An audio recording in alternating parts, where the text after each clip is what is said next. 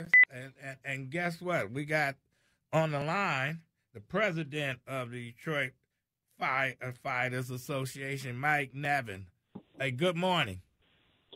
Good morning, sir. How are you? I'm all right. I'm just venting today. It's like, what are they doing with our city, Mike?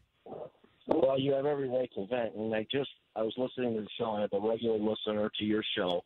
I respect you very much, and WDET, because I believe you mean 910? Yeah, 910 Superstation. Okay. I've been on that station numerous times. I apologize. I've met the owner. He's a great guy. Okay. I believe it's the only source of media in the city that reaches the real citizen or the real public. I think that the persons that tune into the Superstation are getting the real meat and potatoes of what's happening in Detroit, and that's why I'm happy and I'm honored to be on your show this morning. And I was listening to the list of council people that you read off, and my father was sworn in as a Detroit firefighter in 1957, 57. I was sworn in 1987. This is the only thing I've known for 33 years, and I've been around. And when you mention those council people that had guts and moxie and weren't afraid of the media or the public, it really, I wonder what's happening politically in the city of Detroit. Now, I'm going to just say it like it is. We've got a major critical situation in the city of Detroit now with response times. And what's happening is the commissioner, who is a Detroit police officer who was brought over from police to fire, the same person that manipulated data under Chief Craig to suffice the FBI on homicides and shootings and rapes and murders. They smoothed the numbers out. He's an administrative whiz kid. He's doing the same thing with fire now, but he's taking it a step further where he's actually impacting how we respond to the public. As a Detroit firefighter, I took an oath of obligation to protect and serve. And that goes further than the cardiac arrest patient or running into a burning building. It's to protect and serve the public and let them know exactly how we are responding to their home, to Grandma's house, to Uncle Joe's house, to Aunt Mary's house, to Uncle Joshua's house. What we're doing now is we've got this new system that was invented. Nobody's using it in the country to basically manipulate data. And what we're doing is we're calling code 1s, which you get lights and sirens, and now we've got these new code 2s. Nobody does this in the United States, nobody, where no lights, no sirens, take your time. I've got hundreds of responses over the last 2 weeks that have gone very wrong. We've had two people. We had a woman on the phone that was being murdered. She was shot, saying they're lighting her on fire. They're lighting my home on fire. We were sent priority 2, no lights, no sirens, take your time. We were sent to a fire the other day. A fire is a fire. The caller was driving by, said it looked like a bush on fire. There was a woman on fire and another homicide. How long did it take? How long did it take for the?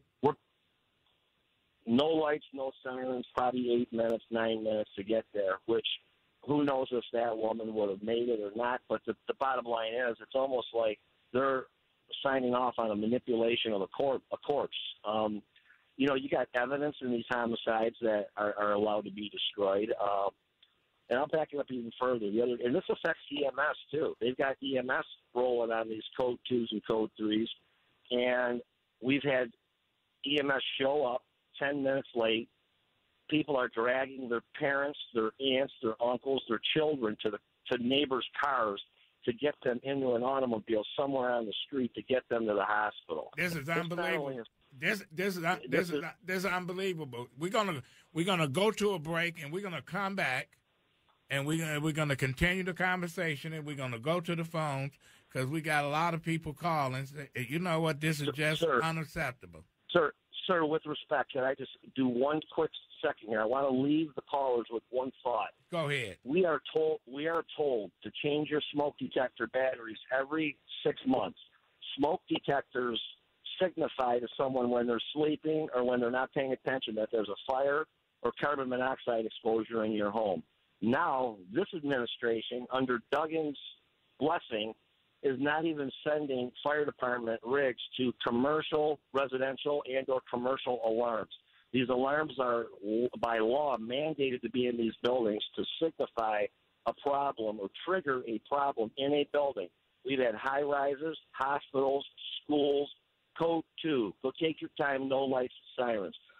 Eric Jones said on TV, 40 to 60 seconds doesn't matter. I'll tell you what, I'd like to watch him. I'd like to watch him hold his breath for 60 seconds. Hold tight, Mike. Just hold tight. We're going to get back to you because you got a lot to say. This is Adolph Mungo, 9:10 a.m. Superstation. We'll be right back with Mike Nevins, President of Detroit Firefighters.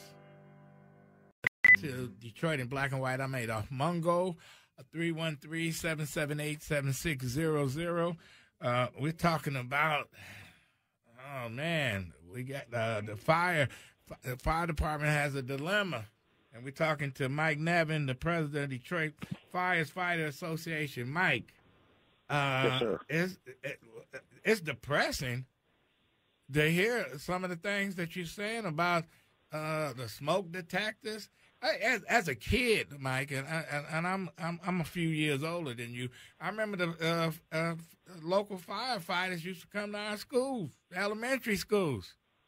You knew talk about fire safety. Fire Correct. drills. That's why we have fire drills. You know, the fire exit. Yes. That's what it was all about.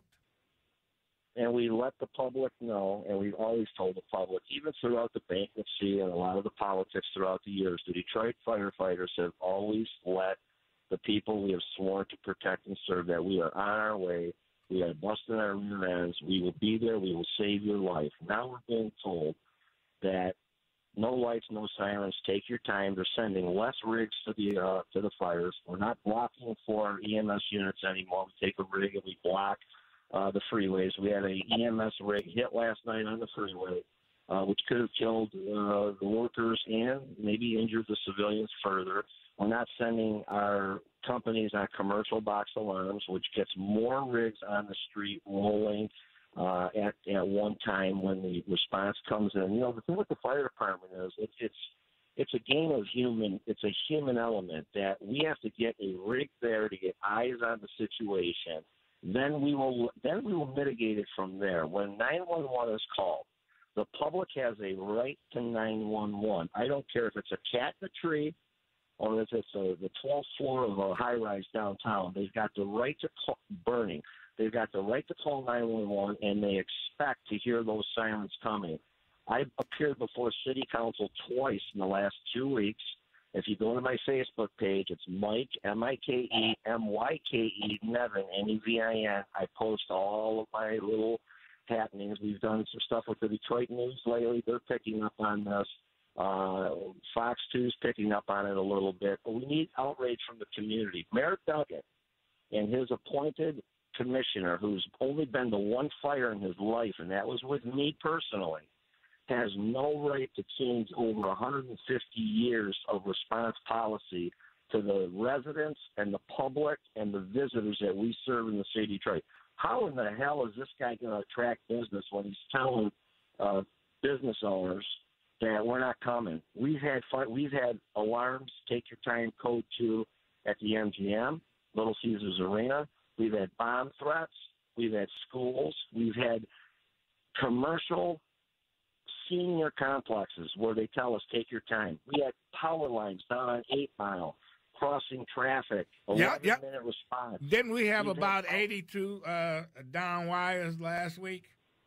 About 70 runs yesterday in the last 24 hours. And I've got photographs. Here's the best part. I've got all the photographs. I've got all the responses. I've got all the audio data for these runs. See, the city can't play that game like they used to in the old days and say, well, you got to FOIA this and FOIA that. They can FOIA this because, you know what, I've got all the responses, I've got all the runs, and my firefighters are outraged because they feel handcuffed. This is not what we signed up for. Firefighters are a different breed.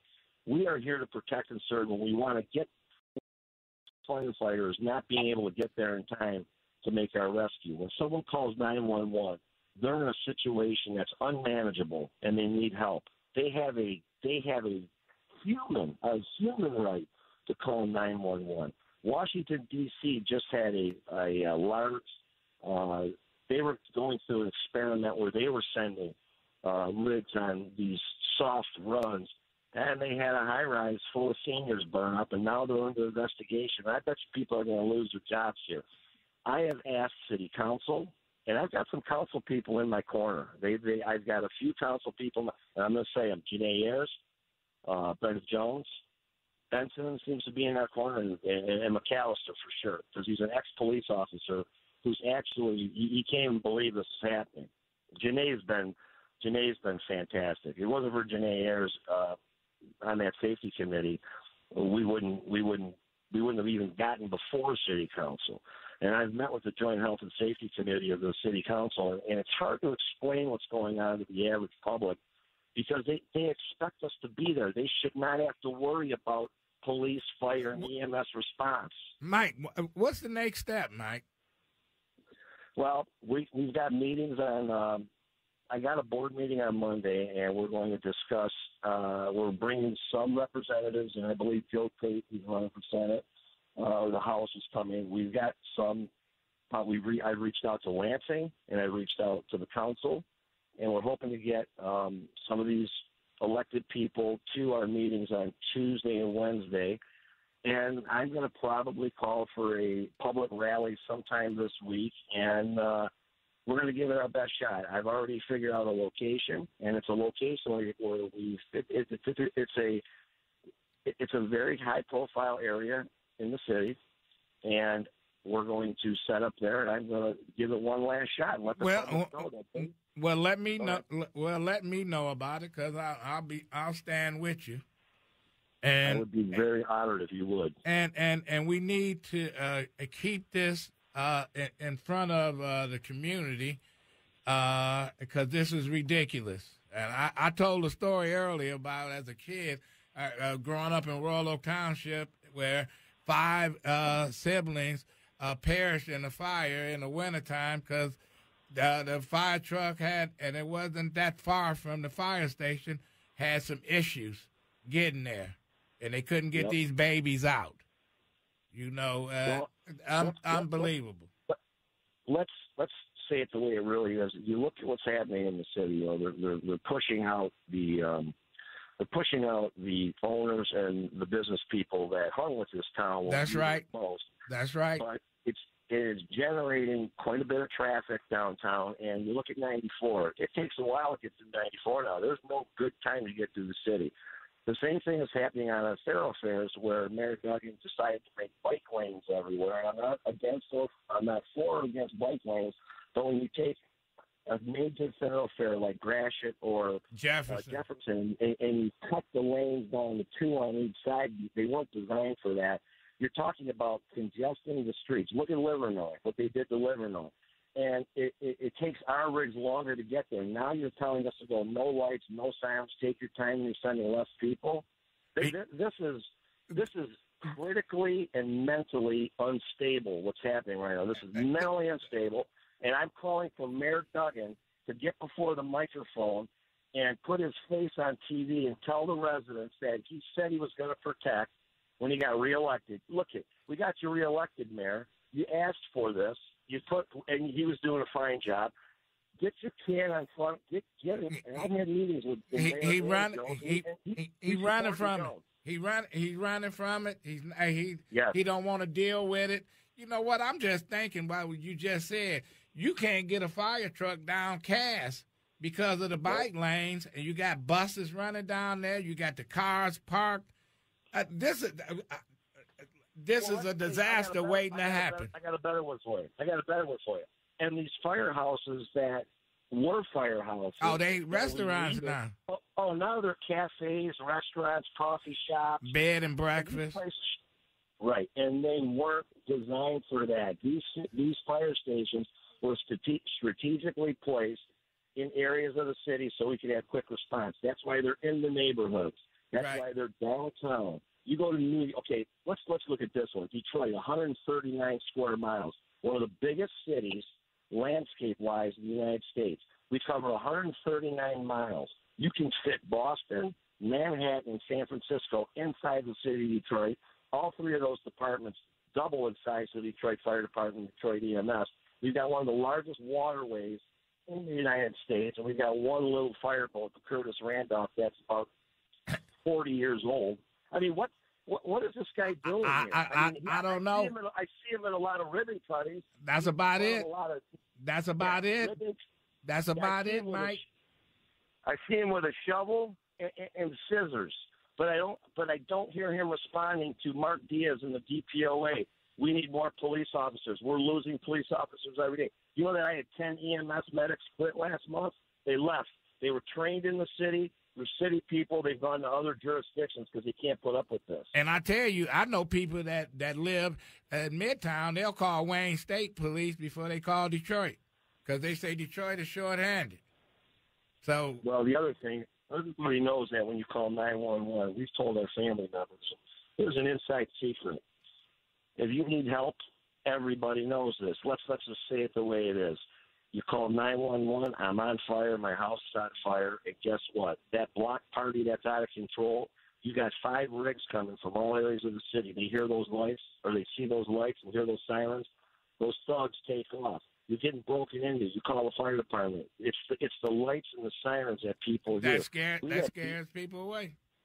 Scares them away. I've also had rollovers, and I've had people trapped, and they've been trapped. And let's just say a rollover accident. You're sitting there, and they may have a brain bleed or a very bad internal injury, and they're hanging on for dear life. And you're telling them to take it easy on these runs? Are you kidding me? When you're laying there and you're upside down in your vehicle, you hear those sirens. It may be the last thing you hear, and you know that these guys are coming, that there's a chance. But according to the city of Detroit, you know what? Take your time, because a few seconds or a few minutes don't make any difference, according to. Well, Eric Jones said right on TV, his interview, 40 to 60 seconds doesn't matter. And I'll tell you what, I will bet him a paycheck. Go, we'll YouTube this. Hold your breath for 60 seconds, and I'll hand you my paycheck. It's not very much, but I'll hand you my paycheck if you can hold your breath for 60 seconds. When you're on the 12th floor of a high-rise and you're in a wheelchair and you got smoke in your hallway and you don't hear them rigs coming, how do you think that makes that 70-year-old woman or that 80-year-old man feel? They're scared to death. They can have a heart attack right there and go into cardiac arrest. Not that people really scared, even when you had the lights and sirens, because when people panic and they say, "Well, I called the fire department and they didn't get there for forever," and the fire department got there in 2 minutes, 3 minutes, but it seems like forever when you have an emergency, and now you telling fire personnel, take your time, don't cut on the lights or the sirens, and just take about when you get there, you get there. Hey, Mike, listen, let me know this week where you're gonna be. I'm standing with you. This thing is not going away. I appreciate you calling. I know Saturday is a busy day for a lot of folks, but hey. The fire department is 24/7, 365, and I am begging the public that we serve to please listen to this issue. This isn't about money. This isn't about pension or health care. This is about how we protect you. No question about it. Our fire. This has got nothing. This is a human story. This is outrageous. And Mayor Duckin, who supports us, and I met with him in Jones, needs to get in front of the TV and tell everybody exactly what's happening. And then let the public decide. If the public says, hey, you know what, this sounds like a great idea, take your time getting to my emergency, then I'm good with that. But say one last thing. Go ahead. Eric Jones made a comment about reckless driving and people getting killed. The only people driving recklessly is his administrative staff, because they've torn up more vehicles than anyone, and they've got lights and sirens on their rigs, and I don't know why they got lights and sirens on a car that doesn't respond to an emergency. But furthermore, Jane Ayers pulled the accident records of all the departments in the city, and the Detroit Fire Department isn't even on the list. We don't have accidents. We're not hitting anybody. We haven't hit anybody. We've never hit a civilian. We don't hit people. No, you get according to the law. That's right, and you get to the fires on time. Mike, thanks a lot. I'll be talking to you this week. Yes, sir. Okay, thank you. That's your firefighters are dialing 911 to the public. We need your support. We need your help.